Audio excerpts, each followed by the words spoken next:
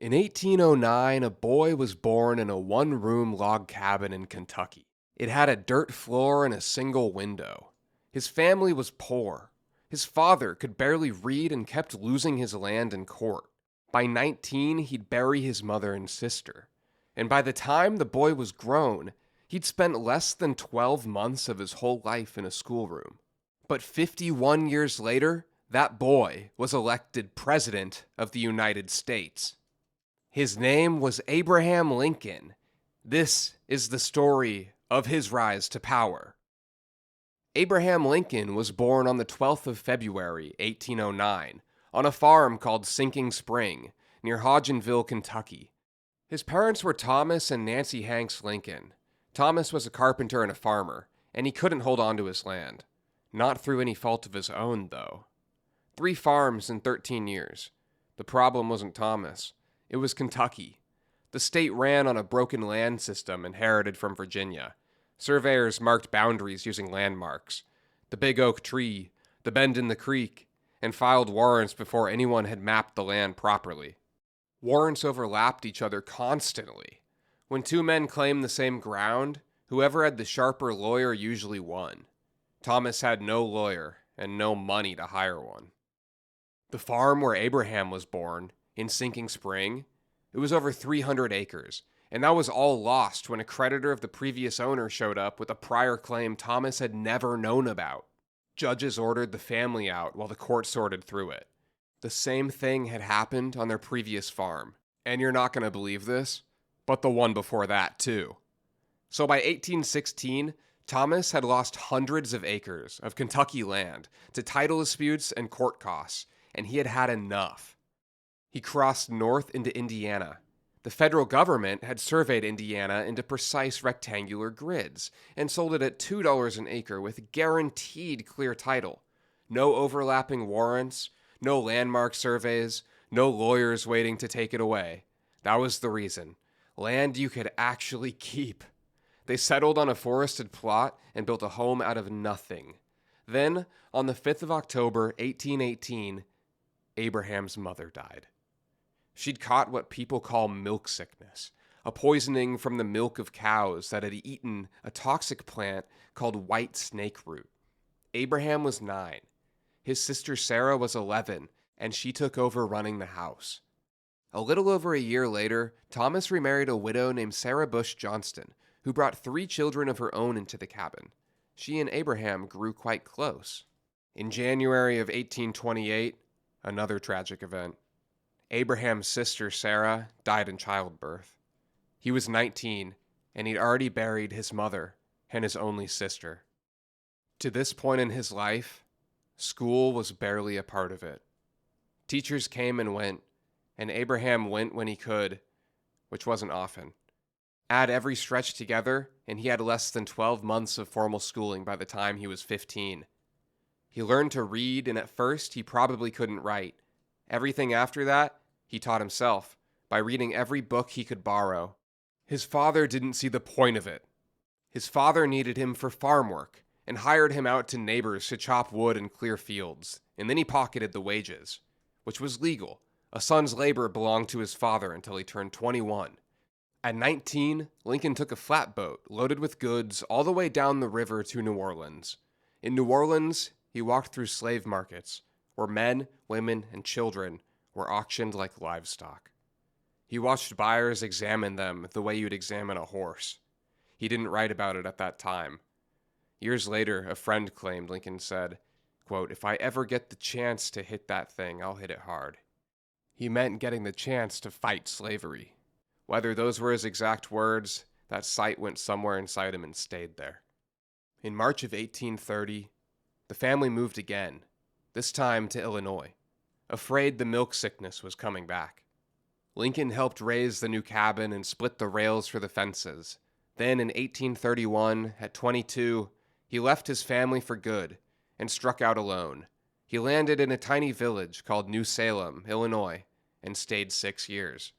In New Salem, he clerked in a general store. He was 6'4" and strong, and he earned the respect of the local toughs, a gang called the Clary's Grove Boys, by out-wrestling their leader. People started calling him honest. They started calling him a good storyteller. And in 1832, at 23, he ran for the Illinois House of Representatives.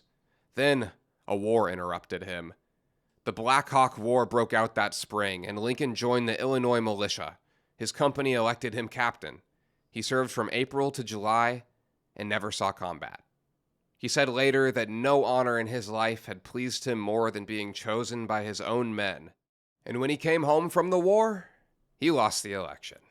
He had no name recognition, no powerful friends, and definitely no money. But in his own New Salem precinct, he got almost every single vote. He tried business next. In 1833, he bought a general store with a partner named William Berry. The store failed, and it left him buried in debt he jokingly called the national debt. It took him years to pay it all back. To get by, he became the New Salem postmaster and then a county surveyor, teaching himself the math he needed as he went. And the whole time, he was reading law. He borrowed heavy legal books, including Blackstone's commentaries, from a Springfield attorney named John Todd Stewart. He read them lying on the store counter and walked miles to return one book and borrow the next. He had no law school, no tutor, and no degree, just himself. On the 9th of September, 1836, at 27, Abraham Lincoln was admitted to the Illinois bar. He moved to the state capitol at Springfield and started practicing. He partnered first with John Stewart and then with Stephen Logan, and in 1844 he opened his own firm with William Herndon. He became one of the best trial lawyers in Illinois. He rode the circuit, traveling hundreds of miles on horseback twice a year to argue cases in county courthouses across the state. He argued before the Illinois Supreme Court in 411 cases. His clients came to include the Illinois Central Railroad, one of the biggest companies in the state. In 1849, he even patented a device to lift boats over sandbars, which makes him the only U.S. president who ever held a patent. The law paid the bills, but politics was what he wanted. In 1834, he ran for the state legislature again, and this time he won, finishing second out of 13 candidates for 4 seats. He was a Whig, a follower of Henry Clay, and he believed in roads, canals, banks, and building the country up. He served 4 terms in the Illinois House, from 1834 to 1842. He helped lead the fight to move the state capital from Vandalia to Springfield, and won. In 1839, he met Mary Todd, from a wealthy Kentucky family. They got engaged in 1840. Then on the first day of January 1841, he broke it off. Biographers call it the fatal first. He wrote to his law partner that he was the most miserable man living. For nearly 2 years, the engagement was dead. He may have had a breakdown. Then, he came around. On the 4th of November, 1842, they married. They'd have 4 sons together, and only one, Robert, would live to be a grown man. In 1846, Lincoln won a seat in the U.S. House of Representatives, the only Whig in the entire Illinois delegation. He served 1 term, from 1847 to 1849. He'd pledged before the election to serve only once, and he kept that promise. In Washington, he made himself unpopular. The country was fighting the Mexican-American War, and Lincoln didn't believe the government's story about how it started. In 1847, he introduced what became known as the Spot Resolutions, demanding that President Polk point to the exact spot on American soil where American blood had supposedly been shed to start the war. Polk never answered him. Newspapers back home mocked him as Spotty Lincoln. His stand did him no favors, and when his term ended, he went home. For the next 5 years, from 1849 to 1854, Lincoln was mostly out of politics. He rode the circuit, argued his cases, and raised his family. As far as most people could tell, his political career was over. Then, in May of 1854, Congress passed the Kansas-Nebraska Act. The law let new territories decide for themselves whether to allow slavery, under an idea called popular sovereignty. It could open land to slavery that had been closed to it for decades. It pulled Lincoln straight back into the fight. In October of 1854, he gave a long, careful speech in Peoria laying out why he opposed the spread of slavery. Over the next 6 years, he'd give an estimated 175 speeches on keeping slavery out of the territories. In 1855, he made his first run at the U.S. Senate, Back then, state legislatures chose senators, not voters. Lincoln led the voting through the first 6 rounds, but he couldn't reach a majority.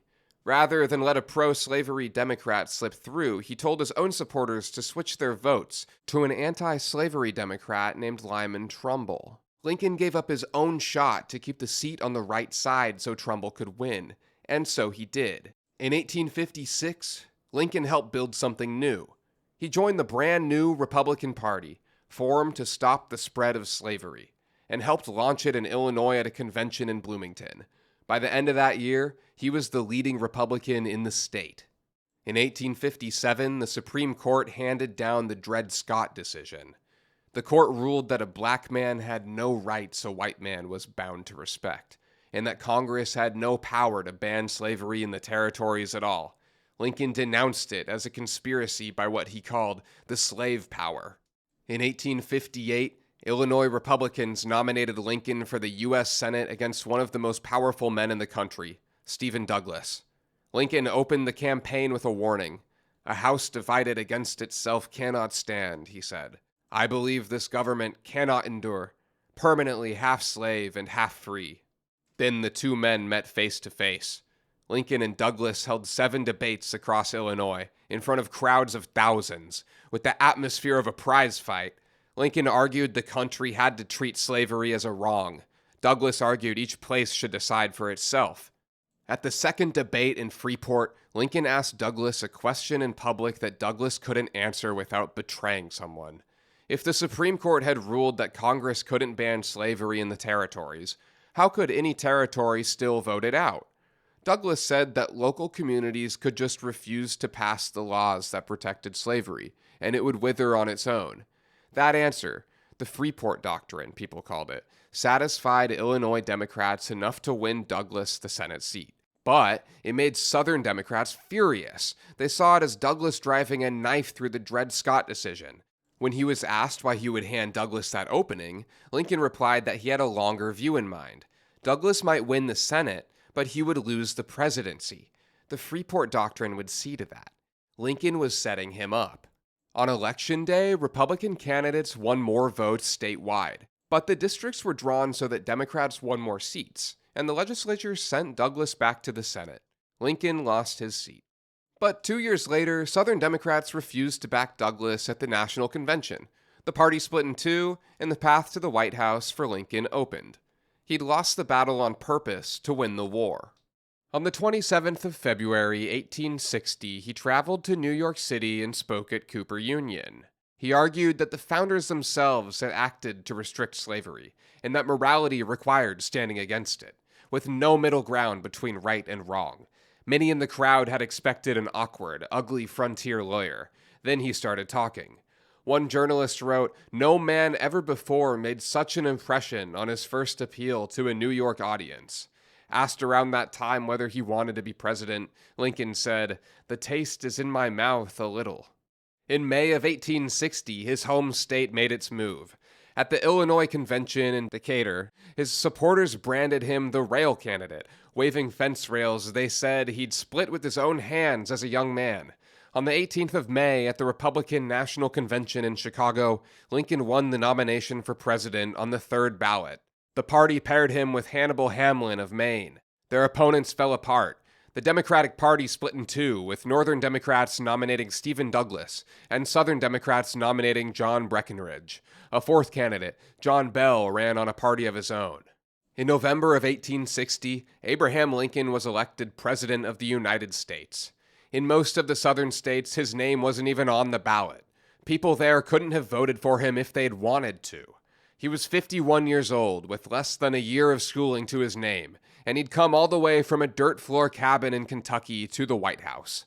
But before he could even take office, states in the South began to leave the Union. What Lincoln would do with his power, whether he could hold a country together while it tore itself apart, and whether the United States would survive it all, is another story.